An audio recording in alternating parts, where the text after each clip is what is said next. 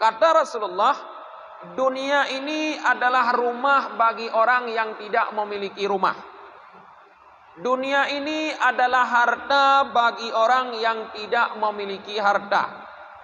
Dan bagi dunia ini, berkumpul di dunia ini orang-orang yang tidak punya akal, kata Rasulullah.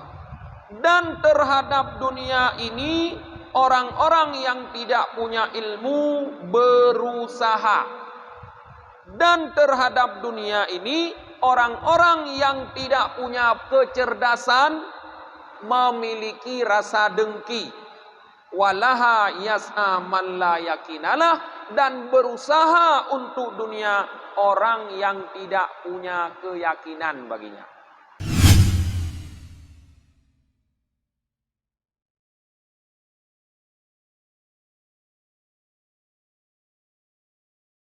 Assalamualaikum warahmatullahi wabarakatuh. Alhamdulillahi rabbil alamin, wa bihi nasta'inu ala umurid dunya waddin. Asyhadu an la ilaha illallah wahdahu la syarikalah, wa asyhadu anna Muhammadan abduhu wa rasuluhu la nabiyya ba'dah. Allahumma salli wa sallim wa barik ala Muhammad wa ala alihi wa sahbihi ajma'in, amma ba'd. Allahumma allimna ma jahilna wa dhakkirna ma nasina wa fahimna ma lam nafham. Subhanaka la ilma lana illa ma 'allamtana innaka antal alimul hakim. Rabbi shrah li sadri wa yassir li amri wahlul 'uqdatam min lisani yafqahu qawli. Sidang jamaah maghrib yang dirahmati oleh Allah, kita lanjutkan kembali kajian tasawuf kita, masih dalam judul meninggalkan dunia dan tercelanya dunia.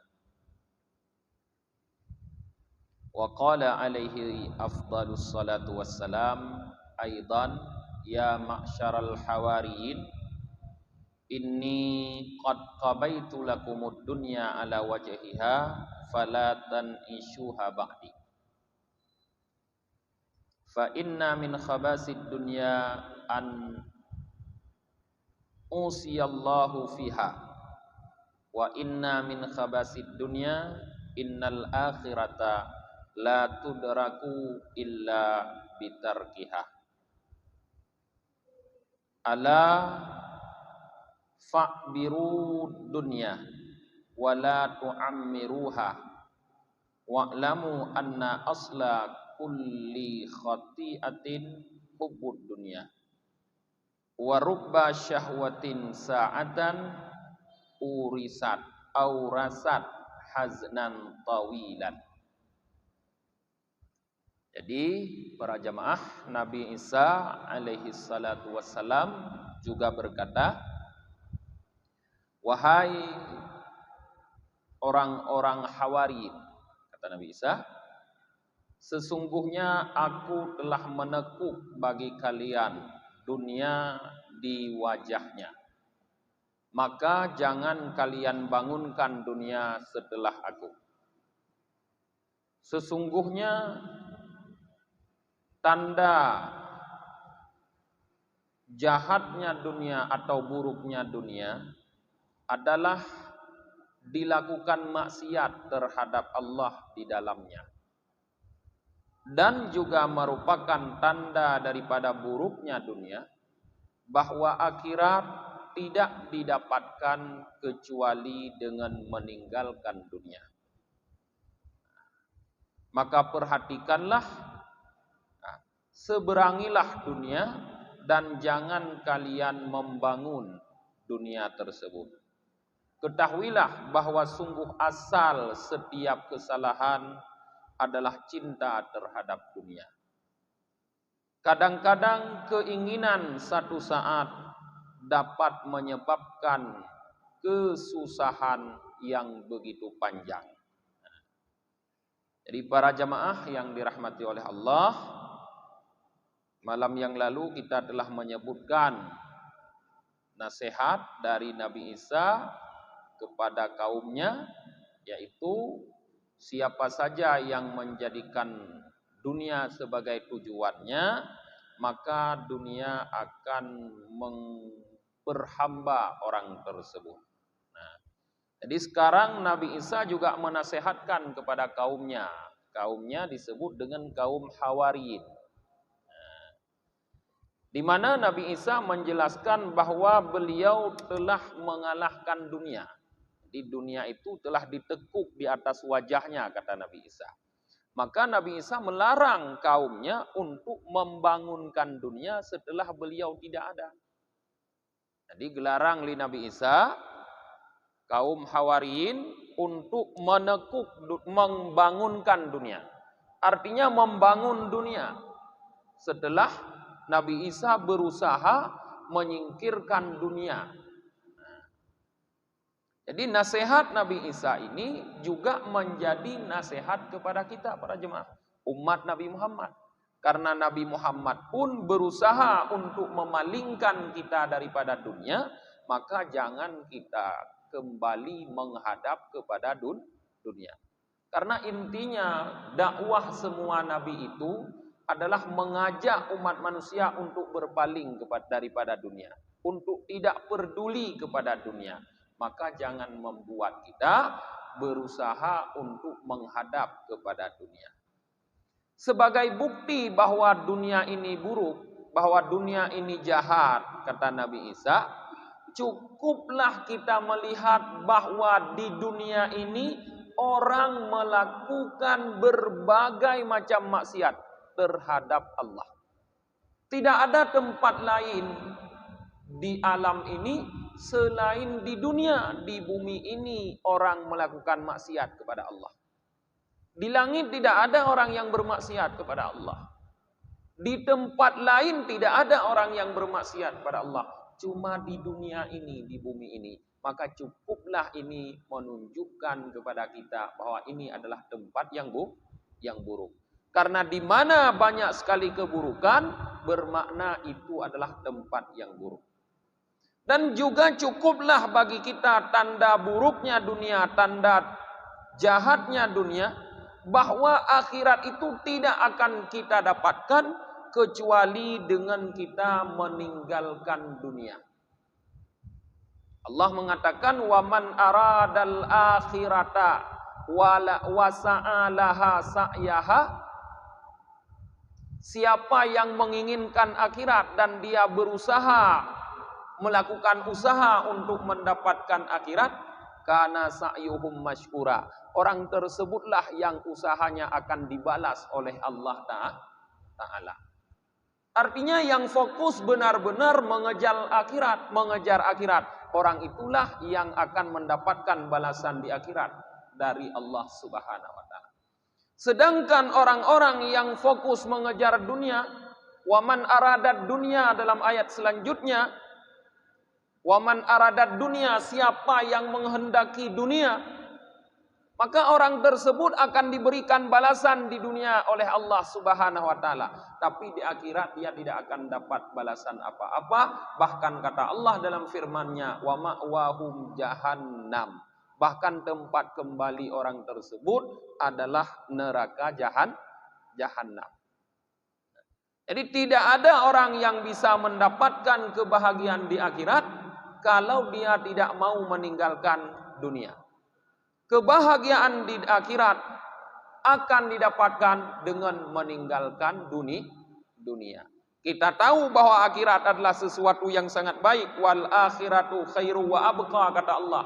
Akhirat itu sesuatu yang lebih baik, yang lebih kekal. Baru bisa kita dapatkan dengan meninggalkan dunia. Artinya bermakna dunia inilah sesuatu yang buruk. Tidak bisa disatukan dengan akhirat. Ini adalah merupakan tanda para jamaah bahwa dunia adalah hal yang buruk. Banyak, kata Nabi Isa, syahwat sesaat, keinginan sesaat, tapi dapat menyebabkan kita susah sepanjang masa. Kita hanya menginginkan suatu waktu hal tersebut, tapi membuat kita bersusah payah dalam waktu yang sangat lama. Kita ingin sesuatu daripada dunia. Misalnya kita ingin bangun rumah di dunia di sini. Nah, untuk membangun rumah ini kita harus bersusah payah, harus bekerja pontang-panting, harus mengeluarkan keringat, kadang-kadang tidak sempat beristirahat. Itulah dunia. Sedikit menginginkan dunia akan membuat kita lelah. Tapi akhirat para jemaah, tidak ada kelelahan di akhirat nanti. Apapun yang kita inginkan di akhirat, kita dapatkan dengan tanpa lagi perlu usaha. Asalkan di dunia ini kita bekerja untuk akhirat. Wa qala aidan, dan Nabi Isa juga berkata, batahtu lakumud dunya wa jalastum ala dhahriha. Butihat lakumud dunya wa jalastum ala dhahriha. Dibentangkan untuk kalian dunia dan kalian telah tinggal di permukaannya. Fala yunazi'ukum fihal muluk wan nisa. Maka jangan membuat kalian berebut di dalam dunia terhadap kerajaan dan nisak, kekuasaan dan nisak. Fa ammal muluka fala tunazi'uhumud dunya. Karena kerajaan tidak akan berebut kecuali hanya di dunia. Fa innahum la yu'ridu lakum ma taraktumuhum wa dunyahum. Karena sesungguhnya mereka tidak mendatangkan mereka bagi kalian apa yang kalian tinggalkan dan dunianya. Wa amman nisa fattaquhunna bisyam bisaumi wassalah. Adapun perempuan, maka takutlah terhadap mereka dengan melakukan puasa dan salah. Di dalam hadis ini, para jamaah, Nabi Isa berwasiat kepada kita untuk tidak berebut di dalam dunia. Dua hal yang sangat penting, yaitu tidak berebut kekuasaan dan tidak berebut wanita. Karena dua hal inilah yang biasa membinasakan seseorang di dalam dunia. Dengan harta, dengan kekuasaan, banyak sekali orang yang kita lihat binasa. Dengan wanita juga banyak sekali orang yang binasa di dalamnya. Maka Nabi Isa mewasiatkan kepada kita, jangan berebut kekuasaan, jangan berebut wanita. Karena kekuasaan itu tidak memberikan apa-apa sebenarnya kepada kita. Hanya dia mendatangkan bahagian kecil daripada dunia untuk kita.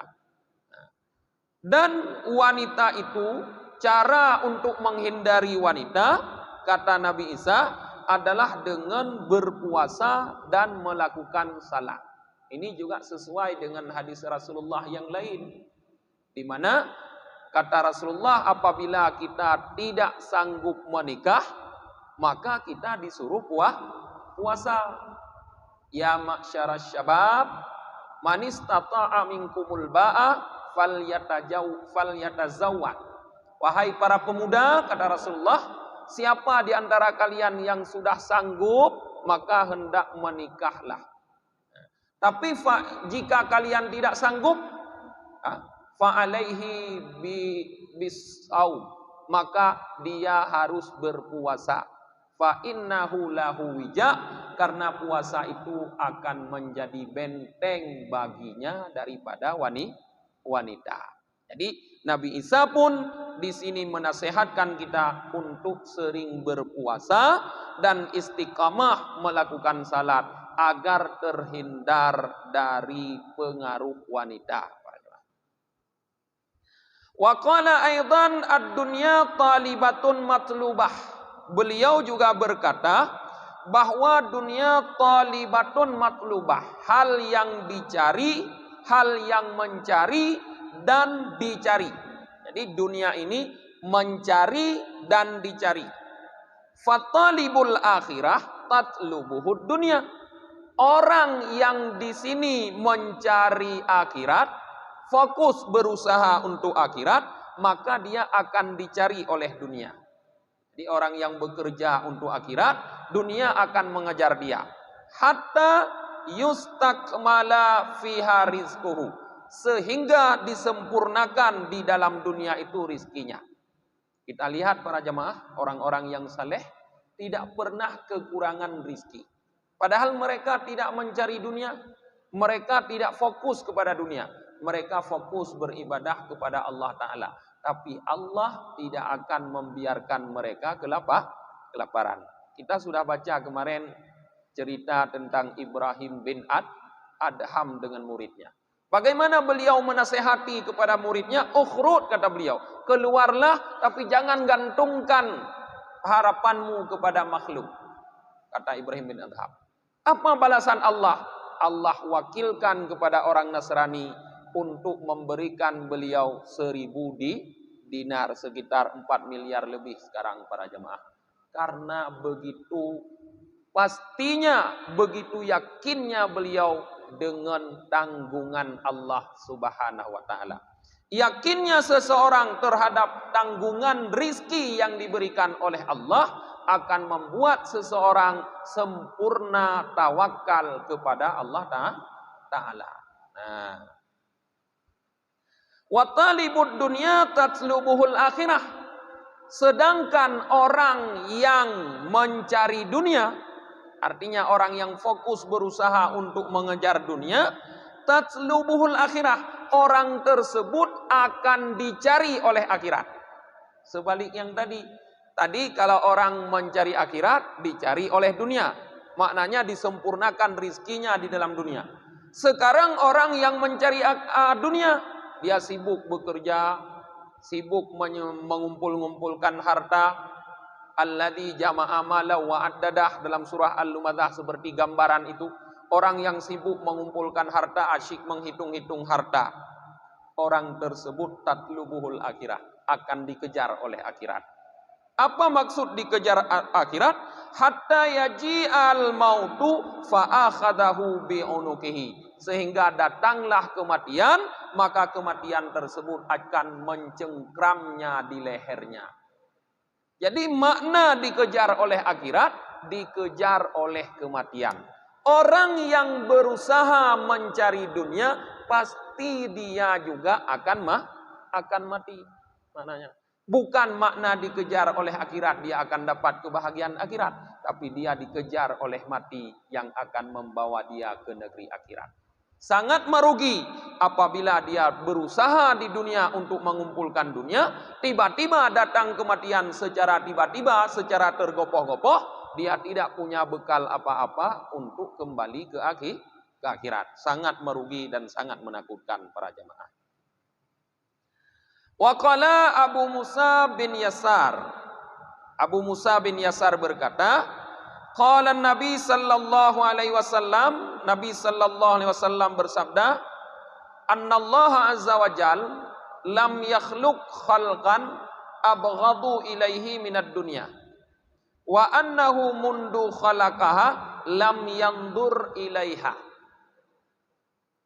Allah Subhanahu wa taala, kata Rasulullah, tidak menciptakan suatu makhluk yang lebih dibenci daripada dunia. Sehingga Allah Subhanahu wa taala semenjak pertama kali beliau menjadikan dunia, beliau Allah tidak pernah lagi memperhatikan kepada dunia. Maknanya tidak pernah memperhatikan dengan perhatian rahmat, dengan perhatian kasih sayang. Begitulah Allah Ta'ala benci kepada dunia. Jadi tidak mungkin orang akan menjadi dekat dengan Allah, orang akan menjadi kekasih Allah, akan mendapatkan rahmat kepada Allah kalau dia tidak membenci apa yang dibenci oleh Allah. Karena secara fitrah manusia, para jemaah, kita dapat menggambarkan bahwa kalau kita berteman dengan musuh seseorang, pasti orang itu juga akan memusuhi kita. Tamungon ngan musuh urang katanya. Nyan urangnya akan gemusuhi katanya. Jadi bagaimana yang kalau kita berteman dengan musuh Allah, dengan yang dibenci oleh Allah, yaitu dunia. Dalam hadis lain dijelas dengan kata-kata musuh. Ad-dunya aduwullah kan. Dunia ini musuh Allah. Jadi kalau kita berteman, kita sayang, kita cinta kepada musuh Allah, maka Allah pasti akan memusuhi kita. Jadi hanya mungkin nengku harap bercinta li Allah, bersayang li Allah, tapi getanya selalu bersama musuh Allah. Maka tinggalkan dunia.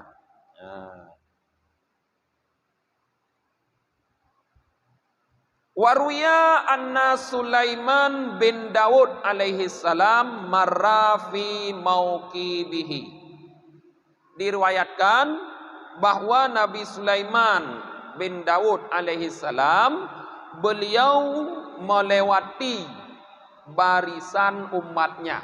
Nah, misalnya seperti kalau sekarang melakukan inspeksi terhadap barisan umatnya. Wattairu tadliluhu. Di saat beliau melakukan inspeksi itu, beliau dipayungi oleh burung-burung. Jadi payung beliau, payung Nabi Sulaiman di sana itu burung. Wal jinnu wal insu an yaminihi wa shimalihi. Sedangkan di kanan kirinya berbaris jin dan manusia. Karena kita tahu Nabi Sulaiman bukan cuma rajanya manusia, tapi jin pun mampu ditundukkan oleh beliau. Bahkan dalam Al-Quran jin bekerja untuk Nabi Sulaiman. Nah, famarra bi abidin min bani Israel. Di saat melakukan inspeksi itu, Nabi Sulaiman melewati seorang abid, ahli ibadah dari kelompok kaum Bani Israel. Maka abid itu berkata kepada Nabi Sulaiman, "Wallahi ya Bani Daud, demi Allah hai anak Daud, laqad atakallahu mulkan aziman. Sungguh Allah telah memberikan kepadamu kerajaan yang sangat agung, kekuasaan yang sangat besar." Jadi abid ini memuji Nabi Sulaiman. Nabi Sulaiman telah diberikan kekuasaan yang besar oleh Allah. Maka pujian tersebut didengar oleh Nabi Sulaiman. Beliau berkata, "La tasbihatun fi sahifatin mu'minin khairun. Fa amma man u'tiya bani Daud yadhabu wa tasbihatu tabqa." Nabi Sulaiman membalas pujian tadi atau sindiran tadi, bahwa satu saja tasbih yang diucapkan oleh orang mukmin masih lebih baik, kata Nabi Sulaiman. Apa yang Allah berikan kepada anak Daud ini akan hilang pada satu saat, sedangkan tasbih yang diucapkan oleh orang mukmin itu kekal, tidak akan pernah hilang. Jadi begitu hinanya para jamaah kekuasaan, kerajaan yang Allah berikan kepada Nabi Daud di mata Nabi Daud, sehingga beliau menganggap satu ucapan tasbih saja masih lebih bagus daripada kekuasaan beliau. Nyan kesadaran lagi yang guna bagdanya para jemaah. Kon hanjut le katanya udah miliki dunia, boleh, tapi harus merasakan dunia ini tidak ada harganya. Dunianya bro, dunianya hanayum, dunianya bagaikan bangkai, harus lagi antara tali katanya. Nah, sehingga walaupun katanya memiliki dunia hanya di tangan, tidak kita masukkan ke dalam hati, hanya bak jaro dudunya, anak tak damanglah mati. Sesuatu yang hanya di tangan tidak ada dalam hati, itu tidak akan mempengaruhi hubungan kita dengan Allah. Karena yang Allah lihat hati, bukan tangan. Allah hanya gekalan bajaro, gekalan bahati. Innallaha la yanzuru ila suwarikum walaki yanzuru ila qulubikum. Allah tidak perhatikan kepada bentuk kalian, tapi Allah perhatikan kepada hati kalian. Yang lam hati gekalan ni Allah. Nadonya lam hati kuhana. Monya mampu tak kosongkan dunia dalam hati, silahkan dengan tangan Anda memiliki apapun dalam dunia. Tidak dilarang. Mentah bukti le katanya hana dunia lamate, buktinya yaitu di saat dunia itu hilang pada kita, kita tidak gelisah. Kita tidak bersedih. Lagi urang parkir.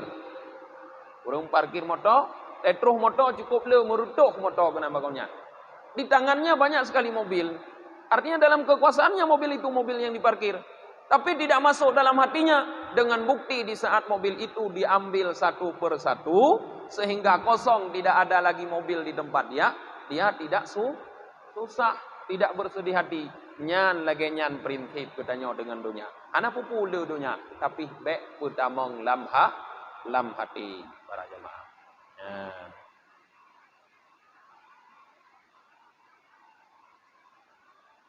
Wa qala sallallahu alaihi wasallam, Nabi sallallahu alaihi wasallam bersabda, alhaakumut takatur, telah melalaikan akan kalian oleh bermegah-megah. Arti takatsur dasarnya berbanyak-banyak, bermegah-megah. Bisa bermegah-megah dalam harta, bisa bermegah-megah dalam anak istri. Yaqulu bani Adam mali. Seorang anak Adam berkata, hartaku. Wahallaka mim malin illa maka akalta fa'afnaita, kata Rasulullah.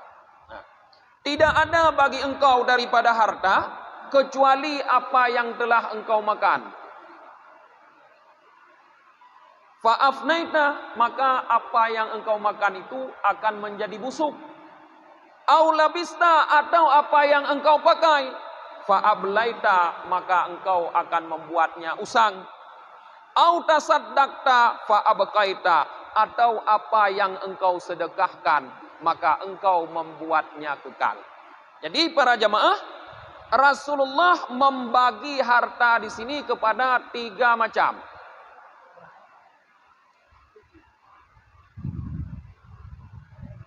Yang pertama atra yang dapat jauh kepada Rasulullah. Nyan pu yang dapat jauh, yang kenyan harta.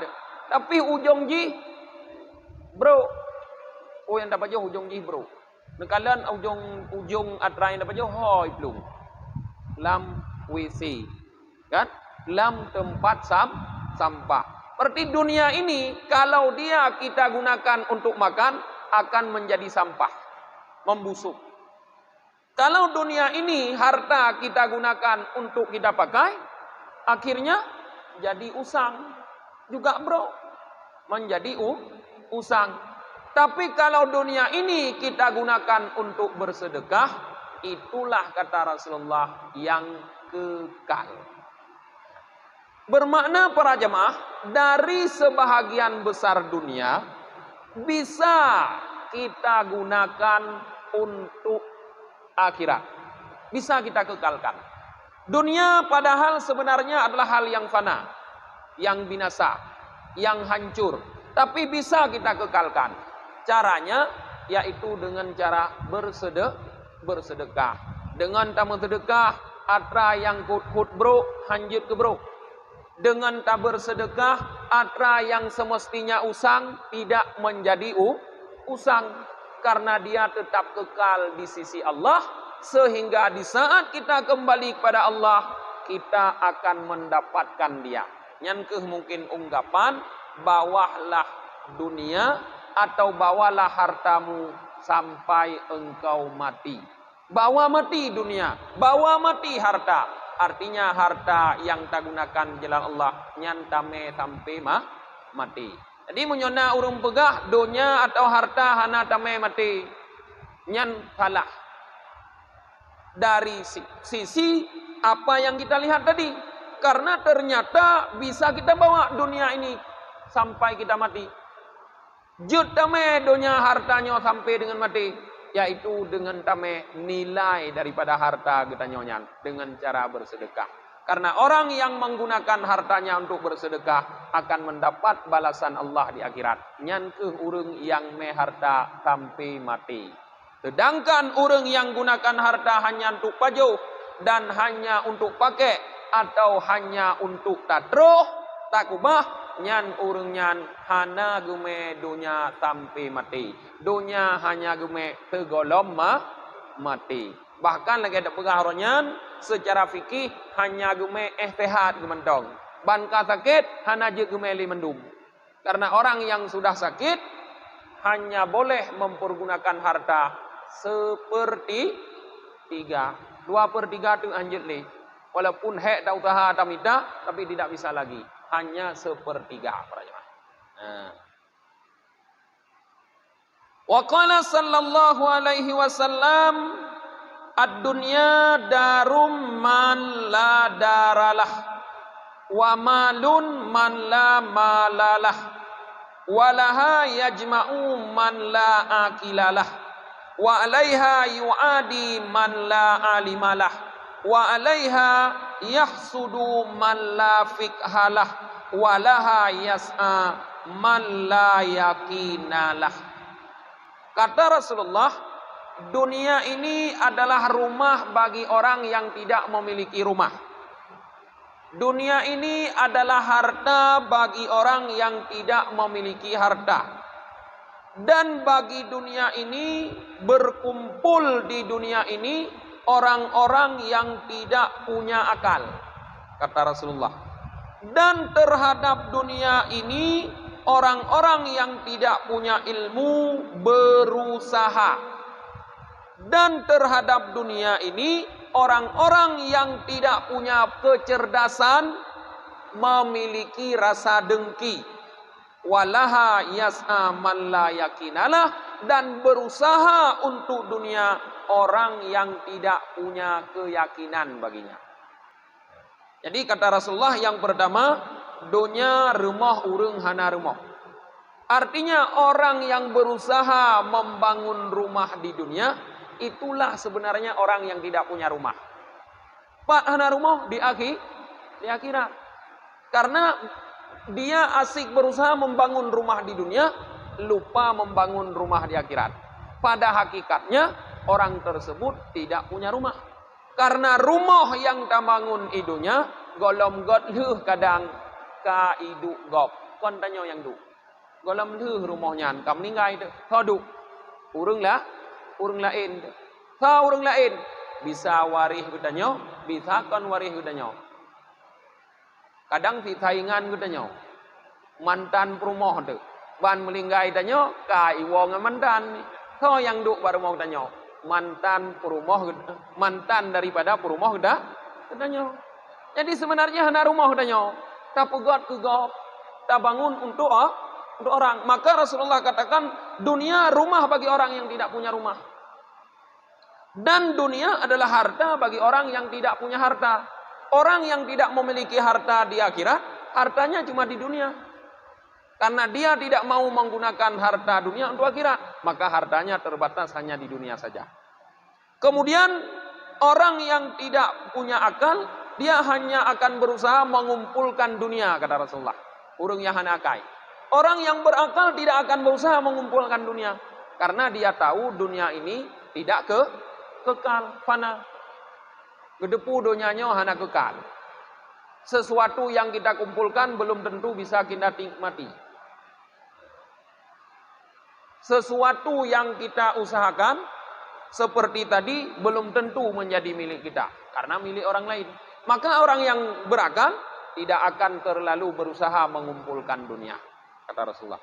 Dan tidak akan berusaha di dalam dunia ini kecuali orang-orang yang tidak punya ilmu. Orang yang malim han akan gulit dunia, han akan usaha dunia. Begitu juga orang yang cerdas tidak akan merasa dengki di dunia ini. Ate gekalon gop bahagia, hana dengki lah mati. Ate gekalon gop merumpok nikmat, hana dengki lah mati. Karena gedepu bahwa kebahagiaan dan nikmat itu hanya sementara. Itu digilir oleh Allah. Geduka-duka oleh Allah. Lagi ruda berputar. Puronyo ba urung je hidup. Tinggal ka ba urung lain. Lusa ka ba urung lain lop. Kadang tu na giliran. Kadruh bagdanyo. Jadi hana perle dengki di saat orang lain mendapatkan nikmat. Dan orang yang berusaha di dunia ini mendapatkan dunia, kata Rasulullah, adalah sebenarnya orang yang tidak punya keyakinan. Orang yang hana punya keyakinan akan berusaha di dunia. Ini contoh ada berkaitannya kenapa semua orang berlomba-lomba untuk jadi pegawai negeri. Pakon. Karena yang terlihat pada akhirnya ada pensiun. Kan yang terlihat beda ngelain, kerja tilu lain badahai. Tapi kedeh galak urang. Ada menghonori le pijut. Atai dudo yang kat. Ada karap mate yang kat pijut. Sebab na pensiun. Pensiun ujung jih perle. Kenapa orang membutuhkan dana di masa tua? Karena sebenarnya dia tidak yakin dengan jaminan Allah. Dia yakin dengan yang tidak ada. Bukan yakin dengan yang ada. Rizki kana kag jamin li Allah. Yang pasti. Wa ma min dabbatin fil ardi illa 'ala Allahi rizquha. Yang pasti. Apapun yang melata-lata di muka bumi pasti dijamin oleh Allah rizkinya. Sudah pasti. Yang sudah pasti tidak diyakini. Yang yakin dia katanya kuadra yang yakin, yang hana pasti. Kuadra yang hana pasti Tuhan. Hana pasti Tuhan. Nah pasti Tuhan, ana kecuali urung-urung drone yang kedua. Kayak kamu yang muda-muda, ana pasti Tuhan. Jadi pakan tak siapkan dana untuk masa Tuhan. Yakan tak yakin yang hana pasti. Inilah salah satu tanda kebodohan katanya. Kon yang pasti tak yakin, yang hana pasti.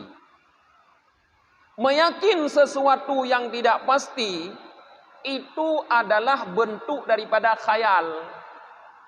Yang menghayal kira-kira. Jadi orang yang berusaha mendapatkan khayalan adalah orang tamak. Orang yang berusaha mendapatkan khayalan nyan sebenarnya orang tamak di dalam dunia, mengejar yang tidak pasti. Sedangkan orang yang berusaha mendapatkan yang pasti nyan adalah urung qanaah. Jadi beda antara tamak dengan qanaah. Nah, jadi para jamaah, marilah getanyo dengan mengenal buruknya dunia ini, bacut-bacut getanyo tinggalkan dunia. Tinggalkan yang dimaksud, tinggalkan dengan hati, walaupun di tangan kita memiliki dunia. Nah, mungkin karena katruh wate isya, katuk pengajian tanyo dengan tabaca doa akhir majelis. Subhanakallahumma wa bihamdika wa nashhadu an la ilaha illa anta wa nastaghfiruka wa natubu ilaik. Subhana rabbika rabbil izzati amma yasifun. Wassalamun alal mursalin walhamdulillahi rabbil alamin. Sallallahu ala Muhammad sallallahu alaihi wasallam. Sallallahu ala Muhammad sallallahu alaihi wasallam. Sallallahu ala Muhammad ya Rabbi salli alaihi wasallim.